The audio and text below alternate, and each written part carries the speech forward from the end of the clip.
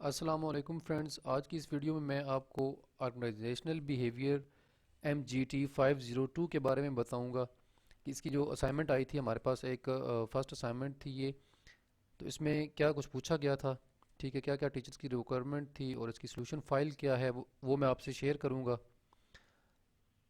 Basically اس assignment میں یہ ہوا تھا کہ ٹیچر نے ہمیں ایک پیراگراف یہ ایک دیا تھا. اس پیراگرافس میں یہ دو تین پیراگرافس تھے اور ان میں ٹیچر نے ایک سینیریو پیش کیا تھا جس میں کہ ایک رینبو کمپنی ہے پاکستانی، جنہوں نے یہ پینٹس کی کمپنی ہے. انہوں نے کچھ کیمیکل منگوائے تھے ینگ پی کیمیکل کمپنی کی، جو کہ چائنا کی ہے. تو کووڈ 19 کی وجہ سے ہوا کچھ یوں کہ جو ینگ پی کمپنی ہے وہ ٹائملی ڈیلیوری نہیں کر سکی اس رینبو کمپنی کو، جو پاکستانی پینٹ کمپنی تھی. ٹھیک ہے، تو یہ پاکستانی پینٹ کمپنی جو تھی اس کو اس وجہ سے کچھ لاسز ہو گئے. وہ فردر اپنی جو انہوں نے ٹائم پہ ڈیلیوری کرنی تھی وہ نہیں کر پائی.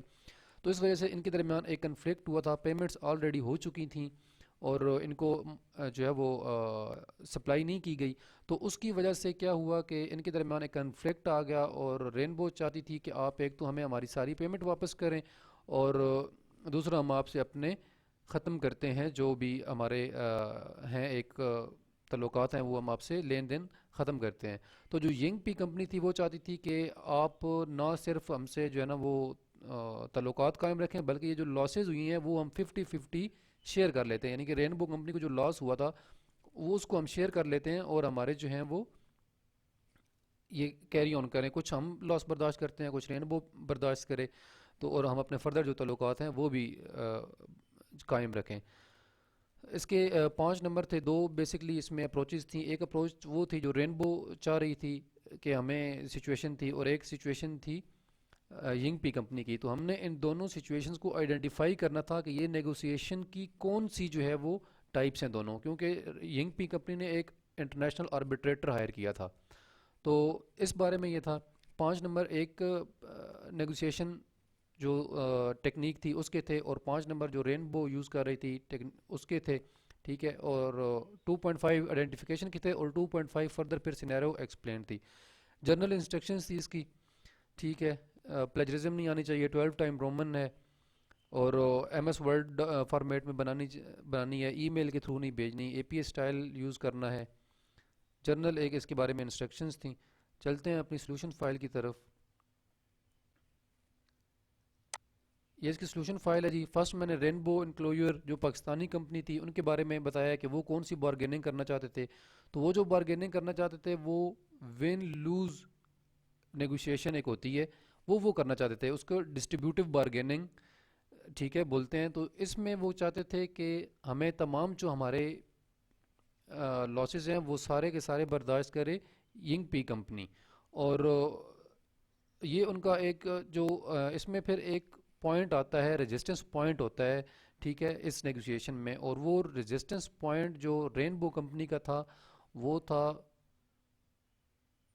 کہ it is trying not only to recover its payment but also losses. That is a win-lose negotiation and this demand is their resistance point. یعنی کہ جو تمام لاسز ینگ پی کمپنی برداشت کرے یہ ان کا ریزسٹنس پوائنٹ تھا. یہ میں آپ کو ایک دفعہ پڑھ کے سنا دیتا ہوں. In this conflict rainbow include our used distributive bargaining approach of negotiation according to the scenario. Distributive bargaining is a win-lose negotiation and one has its resistance point. Rainbow Incluyer is adopting it, in which it is trying not only to recover its payment but also losses. That is a win-lose negotiation and this demand is their resistance point. یہ Rainbow company کی طرف سے تھا. Young پی company کیا کر رہی تھی؟ Young پی company بھی میں آپ کو بتا دیتا ہوں. According to scenario young P is adapting integrated bargaining approach of negotiation. That is a one one negotiation. In this type of negotiation, one party try to share the profit and loss between both parties equally and tries to hold long-term relationship. Ying P is trying to share losses and willing for long-term relationship, but the both companies as they reiterated the resolve to deliver supplies in the future without any delay if the situation allows. ٹھیک ہے، young پی کی طرف سے جو use کی جا رہی تھی نیگوسیشن اپروچ وہ تھی انٹیگریٹڈ بارگیننگ اپروچ. ٹھیک ہے، جو کہ ایک ون ون نیگوسیشن ہوتی ہے جس میں دونوں پارٹیز کو جو ہے وہ کسی ایک پارٹی کو نقصان نہیں برداشت کرنا پڑتا، بلکہ دونوں پارٹیز جو ہیں وہ کچھ نہ کچھ لاس برداشت کر کے ایک ڈسٹریبیوٹ چیز کا انٹیگریٹڈ جو ہے باہمی تعلقات وہ قائم رہتے ہیں، آپس میں جڑے رہتے ہیں، ٹھیک ہے، اور اس میں نفع جو ہے وہ بھی برابر تقسیم کر دیا جاتا ہے اور جو نقصان ہے وہ بھی برابر تقسیم کر دیا جاتا ہے، تاکہ کسی ایک کمپنی پہ بوجھ نہ پڑے اور لانگ ٹرم ریلیشن شپ ہمارے قائم رہیں۔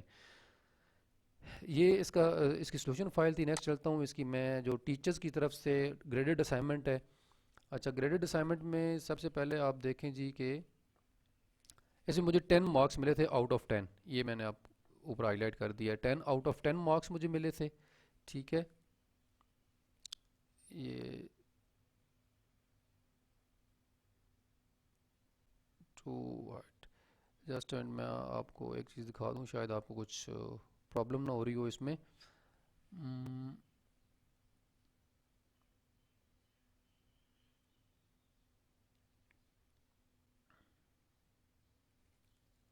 اس کو میں تھوڑا سا منیمائز کرتا ہوں، ٹھیک ہے، تاکہ یہ اسکرین میں آ جائے۔ یہ آپ دیکھ رہے ہیں مجھے 10 آؤٹ آف 10 ملے تھے، ٹھیک ہے۔ ٹیچرز کے اس میں ریمارکس کچھ نہیں تھے، یہ اسائنمنٹ بالکل میری پرفیکٹ ہوئی تھی، اس لیے 10 آؤٹ آف 10 مارکس ملے ہیں۔ یہ کلیریکل مسٹیک تھی جس میں نے بیچ میں اسپیس نہیں دیا تھا، اور وہ ٹیچر نے ہائی لائٹ کیا ہے یہاں پہ، ٹھیک ہے، یہاں پر، اور ایک یہاں پر بھی کلیریکل مسٹیک تھی، ٹھیک ہے۔ یہ آپ بس یہ دونوں یہی چیزیں تھیں، بس کلیریکل مسٹیک جو آئی ہے، یہ آپ اوپر دیکھ سکتے ہیں 10 آؤٹ آف 10 مارکس آئے ہیں، ٹھیک ہے، اور باقی ایک اس میں کلیریکل مسٹیک تھی، ٹیچر نے 10 آؤٹ آف 10 مارکس دیے۔